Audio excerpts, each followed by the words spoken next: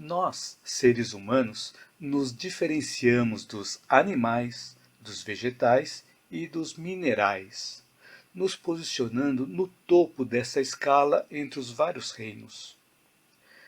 Apesar de que as ações que nós temos realizado ou que nós temos visto nos mostram o contrário. Porém, por outro lado, podemos ver que temos a consciência criativa. Então, se nós fizermos uma analogia com o nosso corpo físico, o que acontece com o nosso corpo físico se uma célula se rebela e não faz aquela função que ela deve fazer? Mas existe algo que dificulta de nós conquistarmos os estados ampliados de consciência.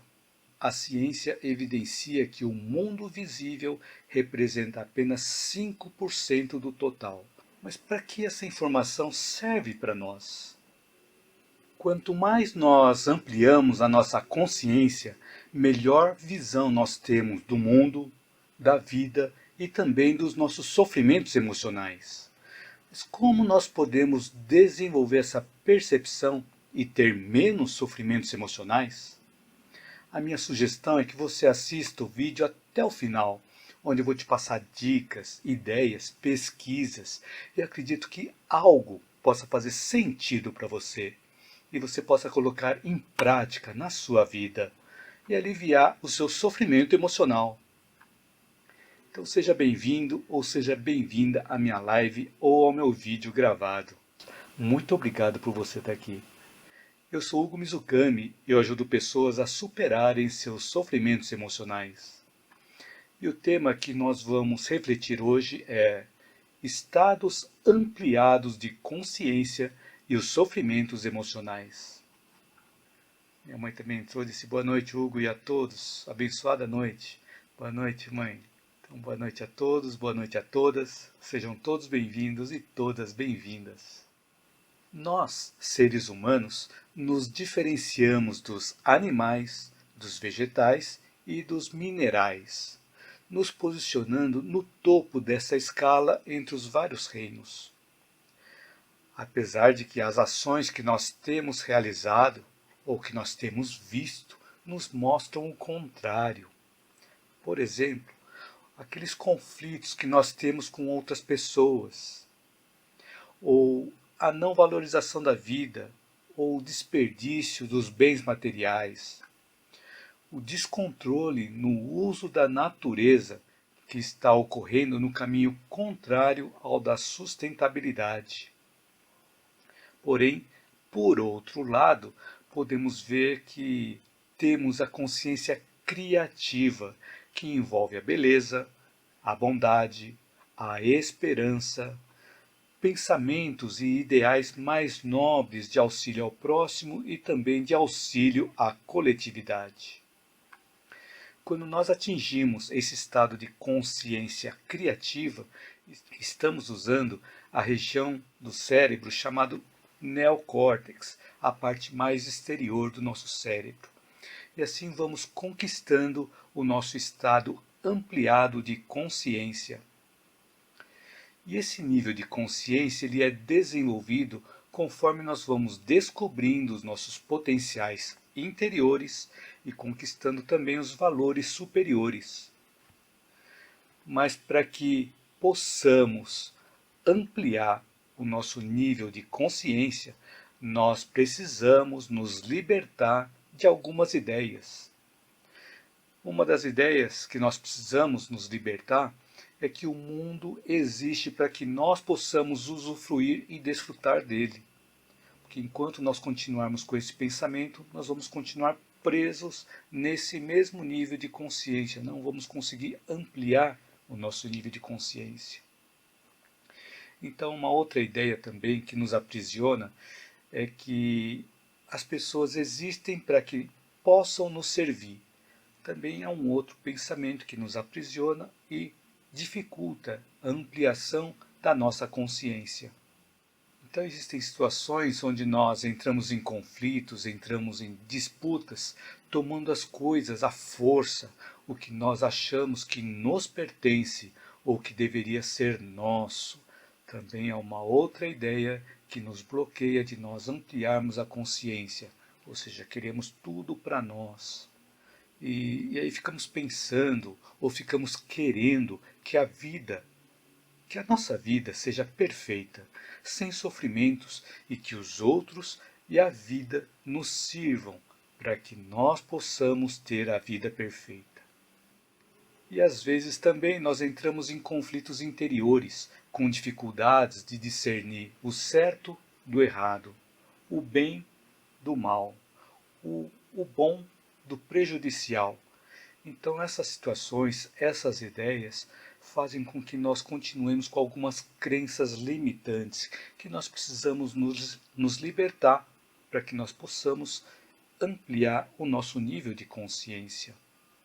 E conforme nós vamos desenvolvendo a nossa maturidade moral e espiritual, nós começamos a perceber que nós somos células importantes na sociedade.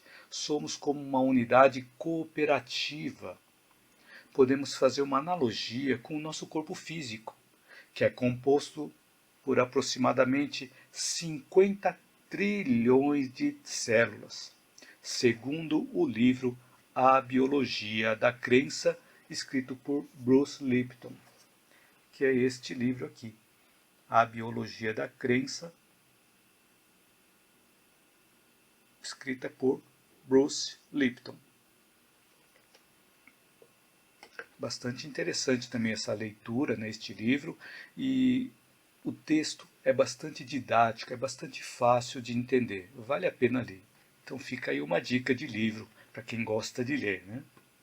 Então, se nós fizermos uma analogia com o nosso corpo físico, o que acontece com o nosso corpo físico se uma célula se rebela e não faz aquela função que ela deve fazer?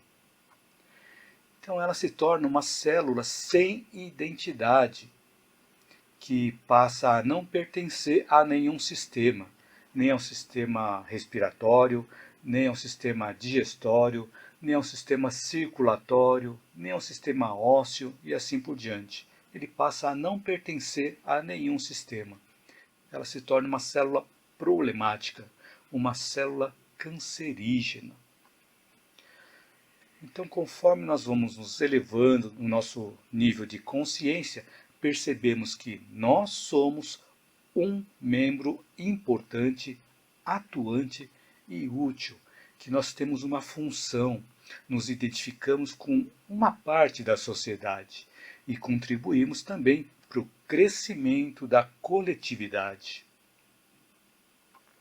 E o nosso senso de responsabilidade aumenta, onde começamos a buscar mais pelo atendimento dos nossos deveres, que como consequência nos traz os nossos direitos, que eu prefiro chamar de merecimentos. Porque se nós não cumprimos com os nossos deveres, não podemos cobrar pelos nossos direitos. Ou seja, se nós não cumprimos os nossos deveres, com que merecimento nós vamos ter os direitos? Então, nosso senso de responsabilidade, de atendimento aos nossos deveres, denota o nosso nível de maturidade espiritual. E também o nosso nível de maturidade moral e espiritual está associado à quantidade de desafios diferentes que nós conseguimos resolver na vida. Quanto mais desafios diferentes nós conseguimos resolver na vida, maior é o nosso nível de maturidade moral e espiritual. Ou seja, a nossa maturidade moral e espiritual está ligada com a forma com que nós respondemos ao que a vida nos oferece. E quanto mais nós nos amadurecemos, vamos deixando a nossa armadura de proteção, onde nós escondemos a nossa dependência de voltarmos na nossa fase da infância, na fase da nossa adolescência, do medo, da ansiedade, do ódio e também do ressentimento, da solidão e assim por diante.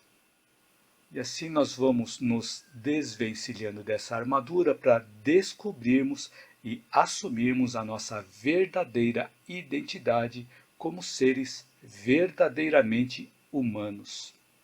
E conforme nós nos tornamos mais humanos, as nossas experiências e prazeres puramente pessoais passam a não nos satisfazer mais, onde nós vamos substituindo esses prazeres puramente pessoais por ações mais nobres, como, por exemplo, atender às necessidades dos outros, atender às necessidades da coletividade, onde assim nós vamos conquistando estados ampliados de consciência.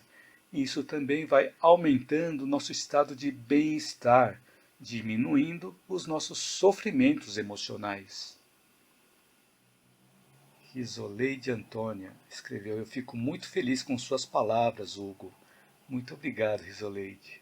Obrigado pelo carinho, obrigado por estar aqui também na live. Obrigado a todos vocês e a todas vocês por estarem me acompanhando aqui na live, assistindo, comentando ou fazendo perguntas, né? Então fiquem à vontade para escrever aqui no chat que eu vou ler todas as mensagens. Não apenas agora, mas mesmo depois que terminar a live, eu leio todas as mensagens em qualquer postagem que vocês fizerem, em qualquer vídeo. Não especificamente no vídeo de hoje, mas em qualquer vídeo. Eu leio todas as postagens e respondo a todas no tempo mais rápido que eu conseguir. Fátima Evangelista escreveu: boa noite, professor. Obrigado por compartilhar seu conhecimento com nós. Gratidão. Boa noite, Fátima. Gratidão a você também. Então sou eu que agradeço por vocês estarem aqui me assistindo. Genilda Leão escreveu: sábias palavras, parabéns. Muito obrigado, Genilda. Sérgio Cunha também escreveu aqui: parabéns. Muito obrigado, Sérgio. Ângela Farias escreveu: boa noite, amigo Hugo. Muito obrigada por nos ajudar tanto com seus conselhos. Fico muito feliz e sou muito grata a você. Gratidão. Que Jesus lhe abençoe sempre. Um abraço, meu amigo. Boa noite, minha amiga Ângela. Muito obrigado por suas palavras e pelo carinho também. Muito obrigado pelo seu comentário, pela sua postagem aqui também. Um abraço a você também, Ângela. Muito obrigado. E a Jaci Espósito escreveu: boa noite, querido professor Hugo Mizukami. Boa noite, Jaci. Mas existe algo que dificulta de nós conquistarmos os estados ampliados de consciência. Se nós analisarmos o mundo inteiro de uma forma geral, em que fase de desenvolvimento que descreve melhor a família humana, a família global, nós estamos, por exemplo, na fase da infância, nós estamos na fase da adolescência, estamos na fase da maturidade ou na fase da velhice? Essa pergunta foi feita por Duane Eldin para o público que assistia às suas palestras, tanto no Brasil quanto na Índia, no Canadá, nos Estados Unidos, na Europa. Duane Eldin, não sei se é assim que pronuncia, ele é autor deste livro, Simplicidade Voluntária. Duane Eldin. Então ele conta nesse livro que ele fazia essas perguntas para as pessoas que estavam assistindo às palestras dele. E a resposta que pelo menos 3/4 da audiência respondeu foi que, de forma geral, na média, nós estamos na fase da adolescência, mas alguns de nós estamos mais adiantados e outros ainda estamos na fase da infância. Mas por que eles responderam que nós estamos na fase da adolescência? Então isso me faz lembrar da minha fase como adolescente e também da minha fase adulta. Mas mesmo agora que estou adquirindo um pouco mais de juízo, ainda escorrego lá para a fase da adolescência. Mas uma diferença que eu tenho percebido é que eu venho conseguindo identificar e reconhecer essas quedas para poder me recompor e acertar da próxima vez. Mas nem sempre eu consigo acertar da próxima vez. Mas aí eu vou fazendo os ajustes no meio do caminho até que eu consiga acertar. Mas algumas dessas quedas para a adolescência ainda se repetem na minha vida, que venho trabalhando em mim. Então, voltando ao livro, porque 3/4 da audiência do Duane Eldin responderam que estamos na fase da adolescência. Então, o autor do livro ele explica que os adolescentes são rebeldes. Então, quando nós não aceitamos as situações de dificuldade, de adversidade, onde estão embutidas as lições da vida, nós agimos de forma rebelde. Quando nós recusamos aceitar essas lições, queremos afastar essas lições de nós, nós estamos agindo com rebeldia, como um adolescente. Então, a rebeldia atrasa o nosso aprendizado, enquanto que a docilidade facilita que aprendamos e facilita também o nosso crescimento moral e espiritual. Um outro ponto que ele coloca no livro é que os adolescentes querem provar sua independência.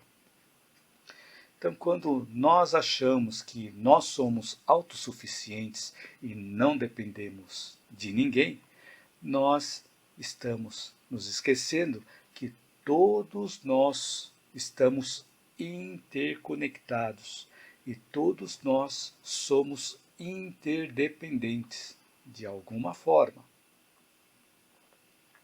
Um outro ponto também relatado no livro é que os adolescentes são inquietos, não pensam nas consequências dos seus atos e muitos se julgam imortais.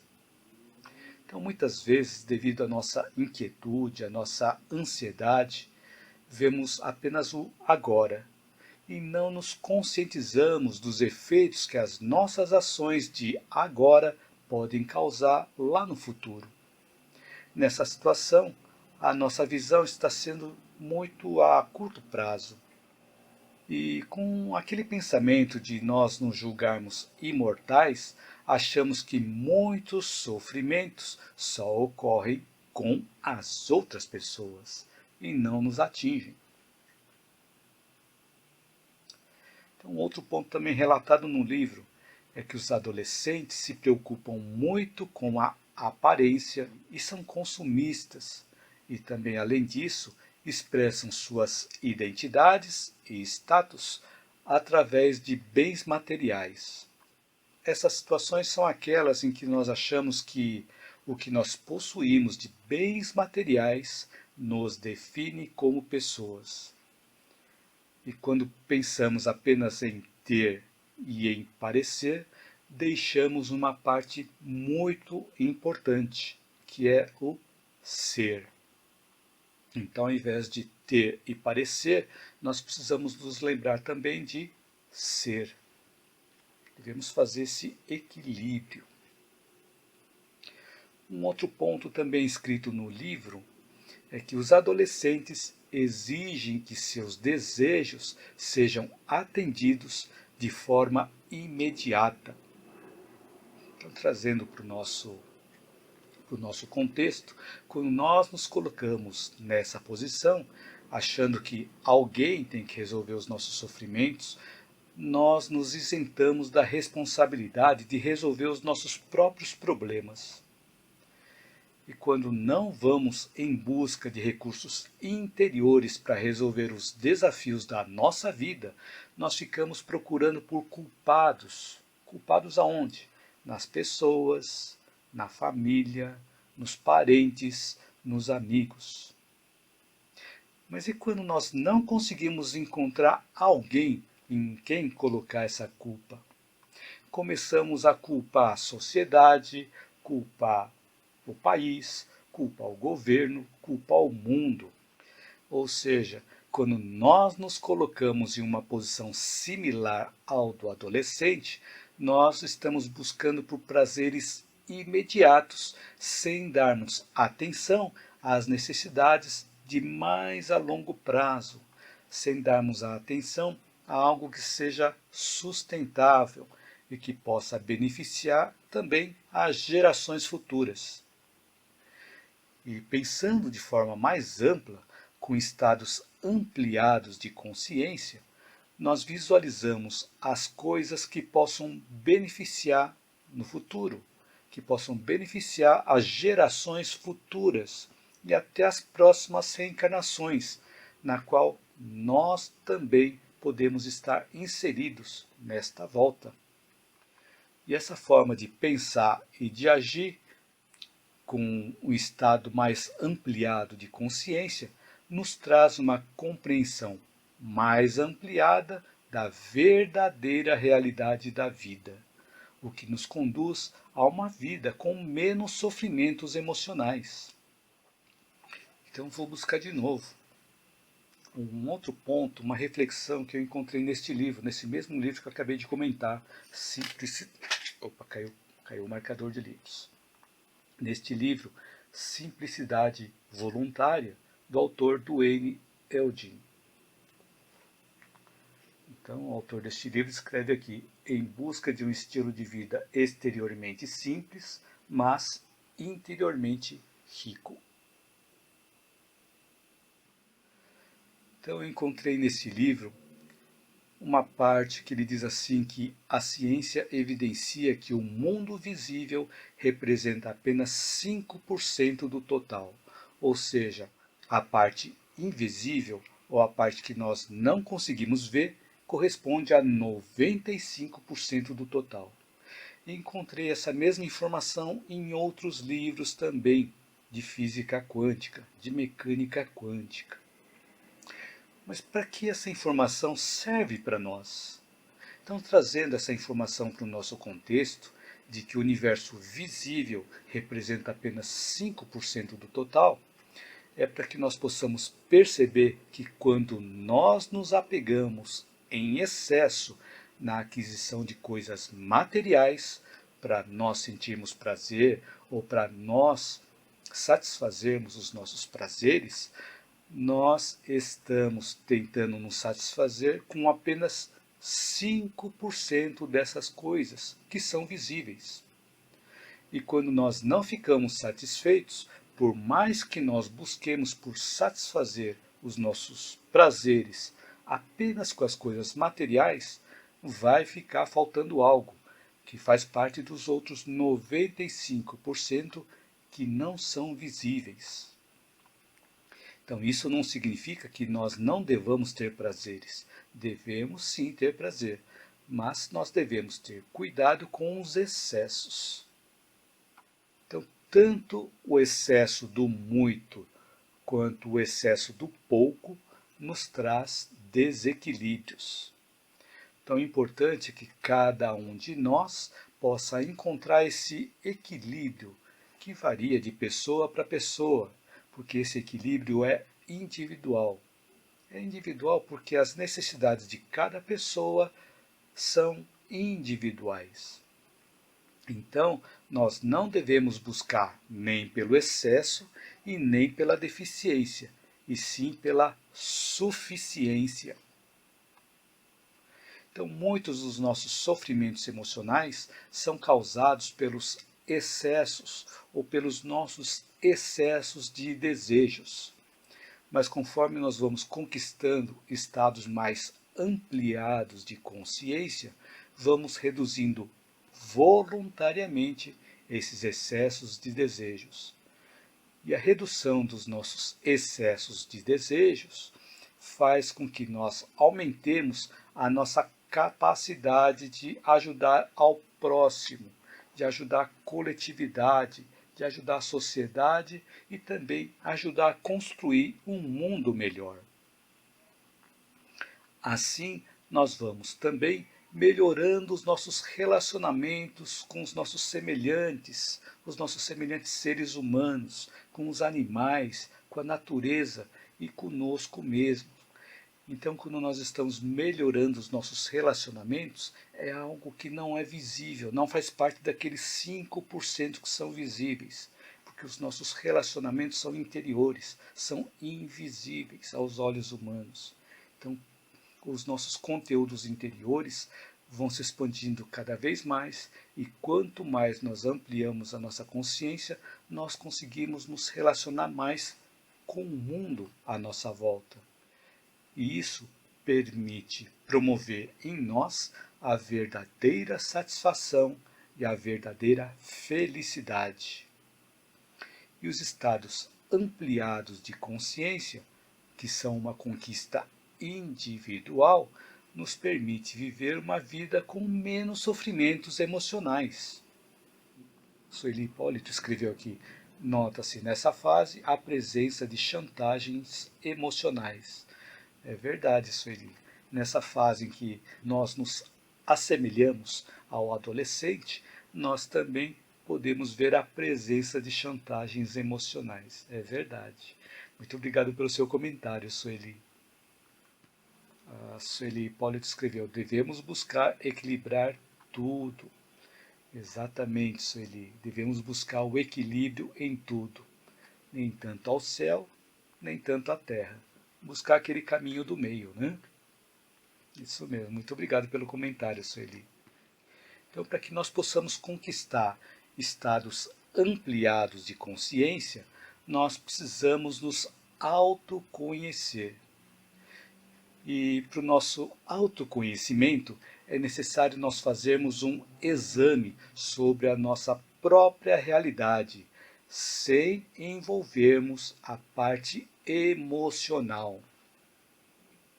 Porque quando fazemos um exame envolvendo as nossas emoções, dificultamos o autoconhecimento, como, por exemplo, aquelas emoções que incluem a autopromoção. São aquelas situações em que nós nos colocamos em uma posição superior ou achamos que estamos em uma posição superior, denotando que ainda o nosso orgulho ainda continua forte em nós. Então, uma outra emoção é aquela que inclui aquelas justificativas racionais, que são aquelas desculpas racionais aos nossos erros, ou seja, racionalizamos ou arrumamos desculpas pelos nossos erros, e às vezes essas justificativas racionais não têm uma lógica, não têm nexo ou não cola.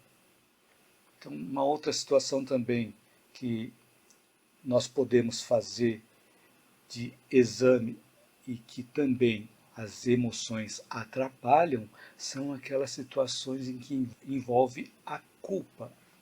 Quando nós ficamos presos às culpas e remorsos pelos erros cometidos por nós, mas nós não nos arrependemos, ou seja, nós não mudamos a nossa forma de pensar e nós não vamos em busca da reparação dos erros, nós ficamos presos.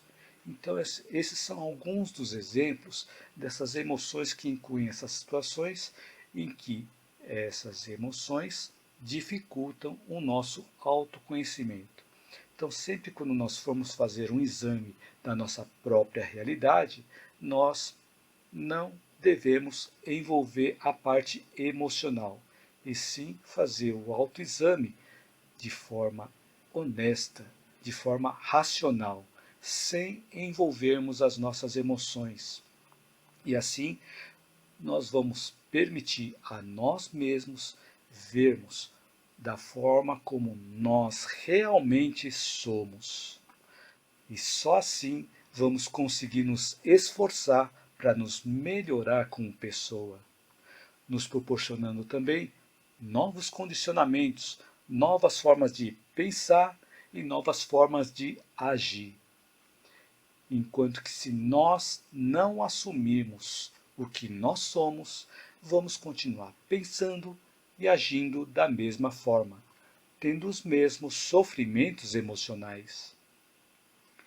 Então, à medida em que nós vamos nos autoconhecendo e nos autodescobrindo, vamos nos conscientizando do que realmente nós necessitamos, deixando aquelas falsas necessidades de lado. E vamos também nos tornando pessoas com conhecimentos mais lúcidos e também conhecimentos mais benéficos. E assim vamos saindo gradualmente daquele mundo ilusório, o que nos coloca também em uma nova fase de aprendizado. E assim, novos caminhos se abrem na nossa frente. E associado a todo esse processo de autoconhecimento, devemos também inserir ações no bem. Esse é um ponto importante. Inserir ações no bem, o que nos promove a conhecer também outros campos, onde nós nos libertamos do campo limitado, do mundo limitado em que nós vivíamos antes. E esse intercâmbio social é necessário para que nós possamos desenvolver a nossa afetividade, mas a afetividade sem o apego. E tudo isso nos propicia o desenvolvimento e conquista da nossa harmonia interior, sem ansiedade, sem conflitos e sem culpas. Assim, encontrando o sentido da nossa vida ou o sentido dos nossos sofrimentos, vamos conquistando estados cada vez mais ampliados de consciência, nos direcionando para uma vida com melhor qualidade de vida mental e emocional.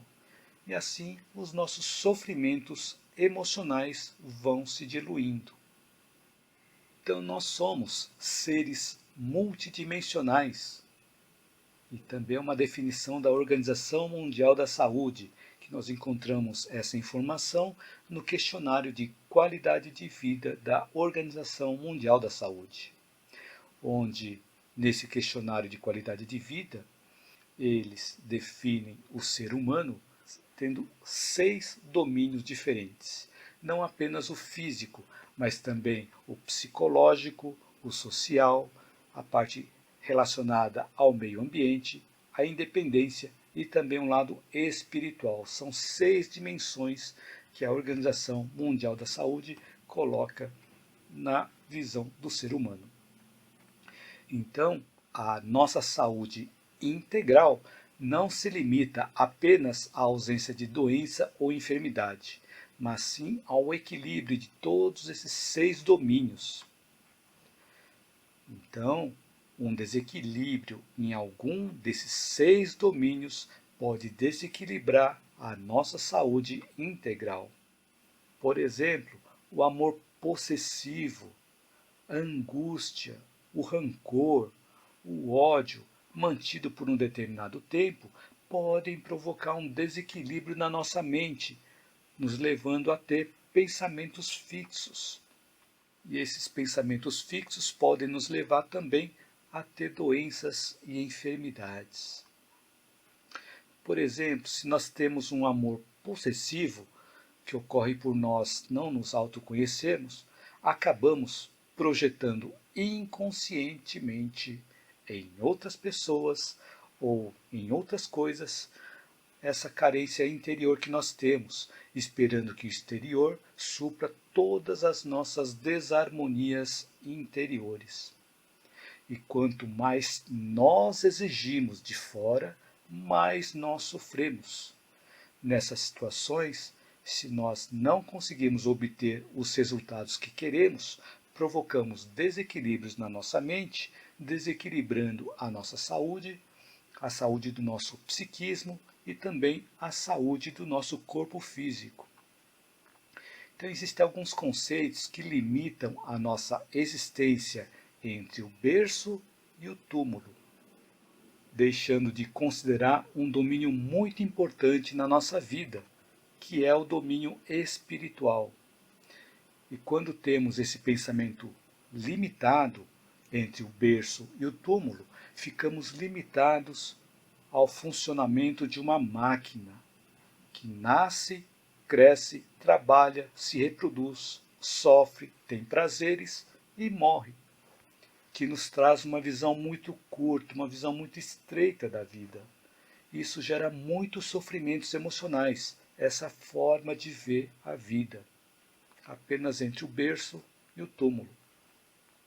E nessas situações nós apenas existimos, assim como os reinos mineral existem, os reinos vegetais existem e também os reinos animais existem. E quando apenas existimos, nós não vivemos.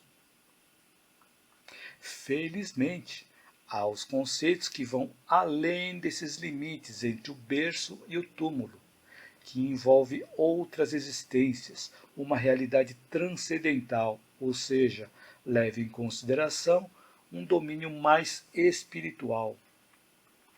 A compreensão da realidade transcendental nos permite perceber os estados ampliados de consciência, que são aqueles momentos que ocorrem quando nós temos intuições, aqueles momentos em que nós temos ideias luminosas, aquelas ideias que aparecem na nossa mente como uma luz, como um flash de luz, como um insight. Porém, para que eles possam acontecer, é importante que nós tenhamos o conteúdo na nossa mente, de forma que nós possamos conectar essas informações e integrá-los na solução do desafio que nós temos para resolver. Isso significa que, para nós entrarmos em sintonia com essas energias que nos dão intuições, nós precisamos ter algo dessas energias conosco. Então, para entrarmos em sintonia, precisamos nos sintonizar na mesma frequência. Precisamos ter algo que conecte o que nós sabemos a essa nova intuição. Porque nós só vamos conseguir interpretar e compreender algo com base no que nós já conhecemos. Porque nós não vamos conseguir nem entender, nem compreender algo que nós não conhecemos. Então, as atitudes que nós tomamos são resultado da nossa consciência, que nós desenvolvemos no convívio com a sociedade ou com o meio a qual nós estamos inseridos, que faz com que nós absorvamos os valores desse grupo social a qual nós estamos inseridos. E nós somos também envolvidos pelos costumes e também pelas crenças desse grupo social. E a nossa consciência também é um resultado das nossas aspirações, que podem ter fins tanto mais elevados quanto maior for o grau de espiritualização que nós tivermos. E muitas dessas características, muitos dos condicionamentos e tendências, nós trazemos de experiências anteriores ou também de outras reencarnações. Lembrando que a reencarnação não é um dogma filosófico nem um dogma religioso. Ele é uma lei natural já evidenciado pela ciência, através das experiências de quase-morte, ou através das pesquisas realizadas em experiências de quase-morte, e também das pesquisas científicas realizadas sobre regressão de memória a vidas passadas. Então, essas características e condicionamentos, que nem sempre estão harmonizados entre si, geram conflitos interiores em nós. E não é por acaso que Deus e o universo nos colocam em um ambiente familiar, em um ambiente social, para que nós tenhamos o material didático necessário para que nós possamos aprender e nos harmonizar interiormente. E é um desafio, porque todos esses conflitos podem nos trazer sofrimentos emocionais nessas relações, nos relacionamentos que nós temos com as outras pessoas. Assim, nós nos comportamos com base na nossa consciência e de acordo com os nossos comportamentos. E assim podemos também nos libertar ou nos prender a uma determinada situação. Quando nós nos prendemos a uma situação, fazemos com que a energia fique parada e aí vem o sofrimento emocional e vem também o sofrimento físico. E quando nós nos libertamos, deixamos a energia circular, nos aliviando desse sofrimento emocional. Então, o modo como nós nos comportamos também nos leva a ter necessidades. são as necessidades que temos ou que criamos para podermos atender às nossas aspirações, que podem estar ligadas a ideais mais elevados ou não. E só o nosso autoconhecimento, adquirido através das experiências e do nosso aprendizado, nós podemos nos ajudar a nós mesmos ampliarmos o nosso nível de consciência, nos libertando das amarras das falsas necessidades que nos trazem os sofrimentos emocionais. E conforme nós vamos nos libertando das falsas necessidades, os nossos sofrimentos emocionais vão sendo diluídos. Sueli Hipólito escreveu: infelizmente, a gente só percebe o excesso de bagagem quando já não suportamos o peso. É verdade, né, Sueli, o que você escreveu aqui. Então, muitas vezes nós estamos com muito peso e só aí começamos a perceber que nós estamos com excesso de bagagem. Mas é exatamente aí, a partir do sofrimento, que nós começamos a prestar atenção melhor nas coisas ou nos pesos que nós estamos carregando. Às vezes nós carregamos pesos de forma desnecessária. Isso mesmo que você comentou, Sueli. Muito obrigado de novo pela sua contribuição. Muito bacana, bastante relevante. E a Neuza Tarida escreveu: maravilhoso. Muito obrigado, Neuza. Antônia Martins escreveu: boa noite, orai e vigiai. Assim é a nossa mente. Isso mesmo, Antônia. É importante nós orarmos e vigiarmos. Ou nós vigiarmos e orarmos. Isso mesmo, muito obrigado pelo comentário. É muito difícil nós vigiarmos e orarmos 24 horas por dia. Mas quanto mais nós nos exercitarmos, mais nós vamos conseguir vigiar e orar. Muito obrigado também pelo seu comentário, Antônia. Jaime André também escreveu aqui: grande homem, boa noite a todos. Grande Jaime, boa noite a você também e a todos, né? Também chegou bem no finalzinho aqui da live. Mas depois que fizermos a edição, nós postamos novamente no YouTube, de novo no Facebook e também no Instagram. Ok? Mas obrigado por estar aqui também, Jaime. Então, assim, eu espero que durante o tempo dessa live eu tenha podido acrescentar algo útil na sua vida e que você possa aplicar desde já, na prática, no seu dia a dia e aliviar o seu sofrimento emocional. Então escreva um comentário caso você ainda não tenha escrito, para eu saber se esse conteúdo te ajudou ou se teve algo que te chamou mais a atenção. E também para eu saber se eu estou no caminho certo. E se você gostou do conteúdo desse vídeo e acha que ele pode ajudar outras pessoas, curta, compartilhe, divulgue, para que esse conteúdo possa chegar a mais pessoas. Você que está assistindo o vídeo no YouTube, inscreva-se no meu canal caso você ainda não tenha se inscrito e ative o sininho para você receber as notificações cada vez que eu postar um vídeo. Então, gratidão a você, gratidão a todos que me acompanharam até o finalzinho aqui da live, até o finalzinho do vídeo. E espero te ver na minha próxima live ou no meu próximo vídeo. Lembrando que todas as segundas-feiras, às 19 horas e 19 minutos, eu transmito lives simultaneamente via YouTube, Facebook e Instagram, a cada dia com um tema diferente. E espero te ver em todas essas lives. Lembrando também que todos os dias, às 7 horas da manhã, nós postamos um vídeo bem curtinho no Facebook e também no YouTube, com reflexões curtas, que nós possamos refletir durante o dia, durante a semana, durante a vida. Jaci Expósito escreveu: sim, amei sua palestra, gratidão por isso. Muito obrigado, Jaci. Creusimere Fernandes escreveu: obrigada, Deus te abençoe sempre. Muito obrigado, Creusimere. Sou eu que agradeço. E Deus também te abençoe sempre. E abençoe a todos, né? Célia Correia escreveu: gratidão. Gratidão a você, Célia. E Rinaldo da Silva Raposo escreveu: gratidão, professor Hugo. Bom trabalho. E postou um joinha também. Obrigado, Rinaldo. Muito obrigado. E a Elizabeth Ota escreveu: obrigada, professor Hugo Mizukami. Obrigado a você, Elizabeth. Então, assim, vamos chegando ao final de mais uma live.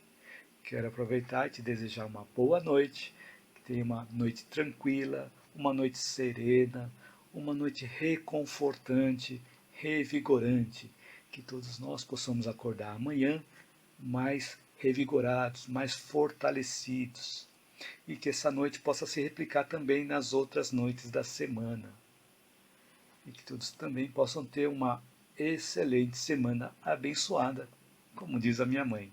Então, muito obrigado a todos. Tem também um outro comentário. Minha mãe escreveu: excelente tema, Hugo. Parabéns por mais um aprendizado relevante para todos nós. Parabéns. Desejo a você e a todos uma noite abençoada, radiante, alegre, de leveza e paz. Que a semana venha cheia de paz e luz para todos nós. Boa noite, gratidão. E postou vários emojis com as mãos, bateu palmas, coração, com a luz, estrelas, girassol, 100. Também o outro emoji. Muito obrigado, mãe. Então, boa noite para a mãe também, que tenha uma excelente semana abençoada, né? Muito obrigado. Antônia Martins escreveu: boa noite. Boa noite, Antônia. E Patrícia Pires Alvarenga escreveu: boa noite, obrigada pelas reflexões. Boa noite, Patrícia. Obrigado a você por estar me acompanhando aqui também. Então, obrigado a todos vocês por me acompanharem até o finalzinho aqui da live, até o finalzinho do vídeo. Então, gratidão a todos vocês. Então, assim, vamos finalizando mais uma live. Então, boa noite.